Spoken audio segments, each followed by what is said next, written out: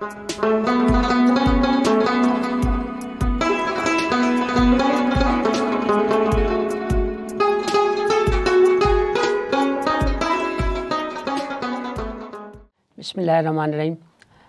Today's lecture is in context of a merger of the ex-FATA region into the mainland of Pakistan. I am very happy to interact with the younger generation because mainly 75% of the population in Pakistan consists of younger generation. Or younger generation is mainly meant as a change agent. So when I talk to the younger generation, I want to make some changes in the society of Pakistan, in the overall structure of Pakistan, and even other things also. So now coming back to the main topic, that is merger of ex-FATA region. First I will introduce this area and the background, given background to this area. This area is mainly consists of a bordering area between Pakistan and Afghanistan, divided by Durand line. Mainly the tribal people are living there with certain traditions, conventions that are ruling this area. Previously, before even partition and particularly after partition, this area was regulated by frontier control regulations. But it was very atrocious. So finally it has given in some spaces to the terrorists and drug barons.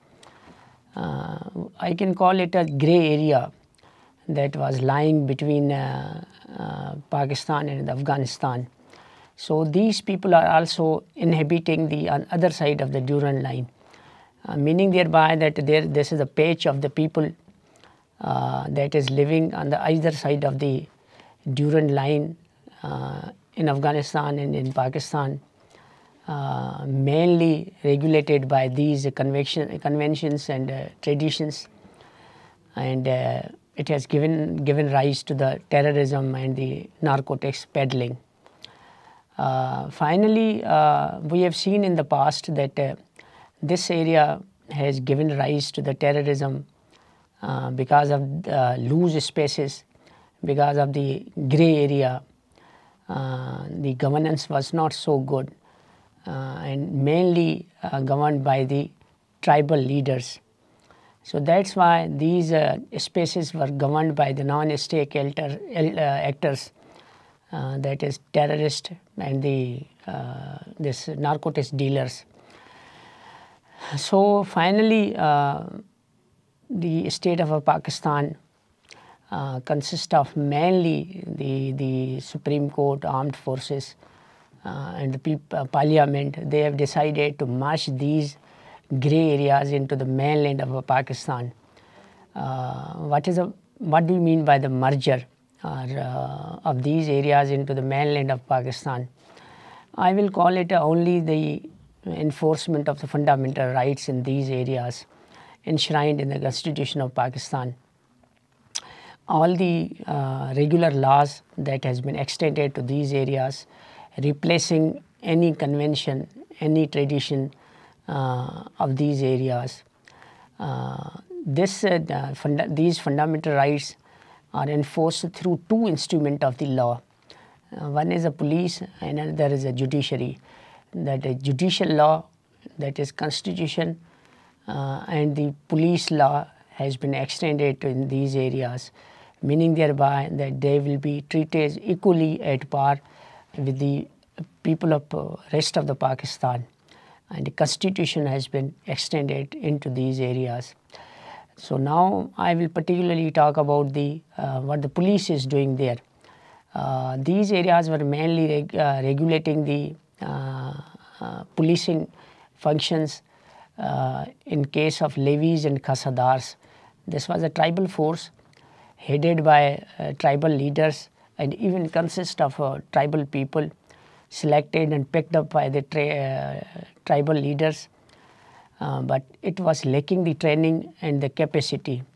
These approximately the 29,000 people, they have been absorbed into the regular police, and they are being given an training, and those capacity deficits are being removed, which were prevalent in the past.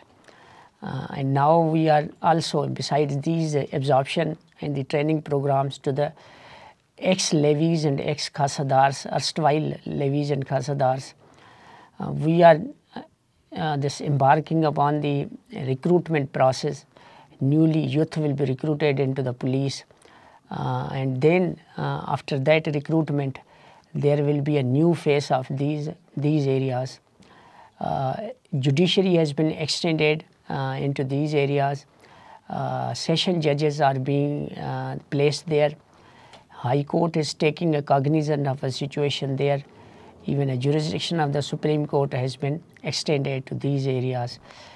So these fundamental rights which were enshrined into the Constitution of Pakistan, particularly dignity of a man, honor of a man, freedom of speech, so many these human rights and fundamental rights which were denied to these people in these areas since so many years in the past, they have been restored, and they are being enforced through the instrument of a state, that is the police and this judiciary.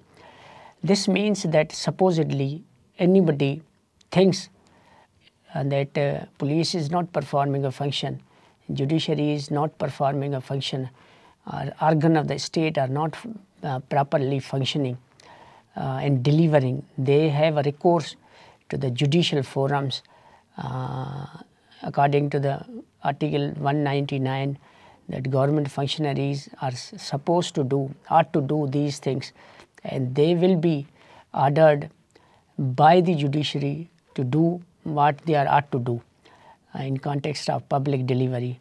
So these are very, this is some sort of a revolution that these people were liberated, I think.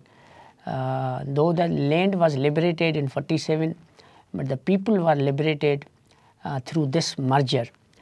So let us see what will happen in the next years. The second part is a developmental part.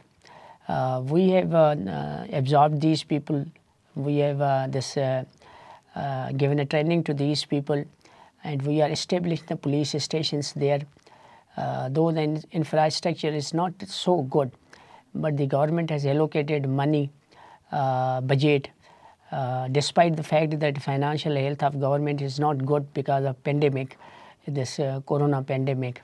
So still government has allocated the budget to police department to have some sort of a development in these areas. And we have started the registration and FIR, Roznam charge or case diaries are being written, people are being arrested, and judiciary is doing its function of arbitration, adjudicating the cases, either convicting the people or acquitting the people.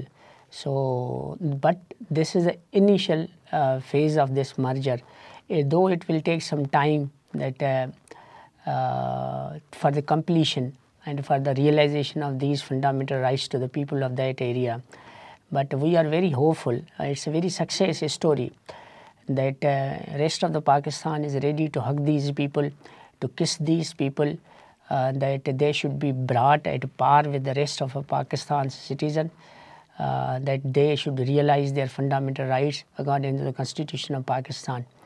But there is another challenge that we are facing, or the people or the nation of Pakistan will face, is this use and proliferation of this social media.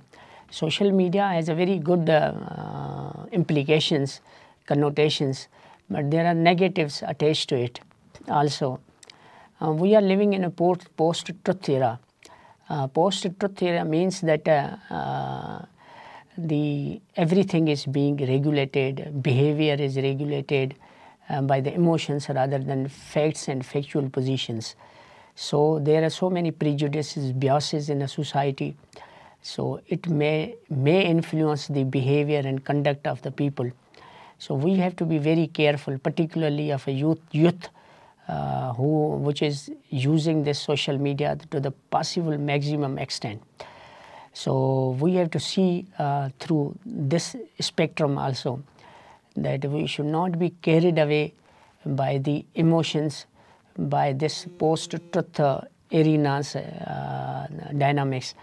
We should analyze the things on facts and factual positions. So that is very important. Connected to this post-truth period and the use of social media, we are facing the challenge of this fifth generation warfare. Fifth generation warfare, in a very nutshell, means that you propagate the lies to the people, and people will be made to believe the lies to be truth. So that is a very serious thing. It may be in any sphere of the society. So we have to be very careful with this fifth generation warfare. We have to think through the things. We have to analyze the things and then make some decisions. You people must trust the law enforcement. If anybody has a grievance, legitimate grievance, he can have a recourse to the judiciary. So these are the very fundamental or principal ingredients of this merger, that we are going to enforce it in future. Thank you very much.